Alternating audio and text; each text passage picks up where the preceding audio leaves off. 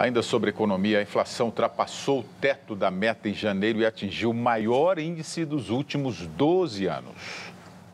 O índice de preços ao consumidor, o IPCA, chegou a 1,24%, a taxa mensal mais alta desde fevereiro de 2003, quando ficou em 1,57%. Nos últimos 12 meses, o indicador acumula alta de 7,14%, bem acima do teto da meta do governo, que é de 6,5%. As despesas com moradia tiveram a maior alta entre todas as pesquisadas pelo IBGE, muito influenciada pela energia elétrica, que ficou 8,27% mais cara em janeiro em relação a dezembro do ano passado. Os gastos com transportes subiram 1,83%. As despesas com alimentos e bebidas aumentaram 1,48%. Com isso, a estimativa do mercado é que o IPCA de 2015 siga acima do teto. No ano passado, a inflação ficou em 6,41%, o maior percentual desde 2011. O Marcos Rude aqui pelo Facebook. É impressionante como os bancos sempre ganham e ganham mais com a crise. Essa é a minha impressão. Tem uma relação desse aí com a reportagem anterior, né, Karnal? A minha geração foi uma geração marcada pela inflação. Lembrando que no último mês do governo Sarney, às vésperas da posse do presidente Collor, chegamos a uma inflação oficial de 80% num mês antes do plano Collor. Né? Nós ficamos muito desregulados. Eu, por exemplo, naquela ocasião, já como professor, fiquei milionário várias vezes. Cheguei a ganhar mais de 1 milhão, para no mês seguinte ganhar o dobro.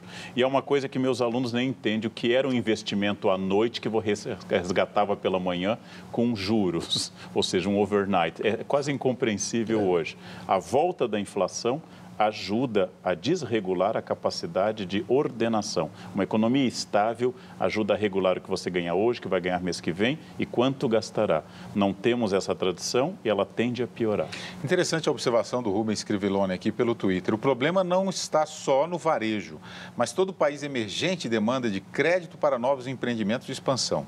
Quando você pratica juros exorbitantes com inflação também elevada, você destrói toda essa cadeia produtiva, né? Crédito é uma coisa e juros abusivos são outra. Nós vivemos um clima de juros abusivos e você tem isso. Pega 3 coisas essenciais. Quanto nós pagamos de impostos pela sua conta telefônica? Você sabe, você tem exatamente. Quando você paga R$100 pela sua conta telefônica, quanto tem de impostos lá? Eu sei que é muito, que eu sempre fico assustado. 44%. É o que nós temos na gasolina e na energia elétrica, que são 3 insumos essenciais. Não há país do mundo que tenha essas alíquotas de impostos tão altas. A segunda na América Latina é a Argentina, com 20%. Os Estados Unidos cobram 3%. A maioria dos países oscila entre 5% e 10%. No Brasil, 44% sobre esses 3 insumos que eu digo, e que torna o país não competitivo em quase toda a sua escala de produção. A sensação que eu tenho quando converso com alguns brasileiros, algumas pessoas que convivem no dia a dia, e boa parte desse Brasil, está achando que está tudo errado, Karnal. Não é hora de repensar o geral desse nosso país, não é hora de erguer a cabeça e pensar positivo? Como é que é isso? Eu acho que, mais do que pensar, agir positivo, entender que há problemas estruturais, mas que se nós chegamos até aqui, obviamente, nós conseguimos um jeito de tornar exequível. Eu acho que o Brasil é, historicamente, um caos funcional. Historicamente, ele funciona caoticamente de modo funcional.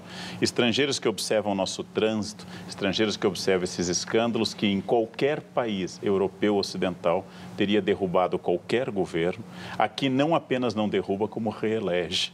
Isso eu estou dizendo não apenas do governo federal, mas de todos os níveis governamentais. Então, nós somos um pouco um mistério para os viajantes estrangeiros, mas nós somos um caos funcional.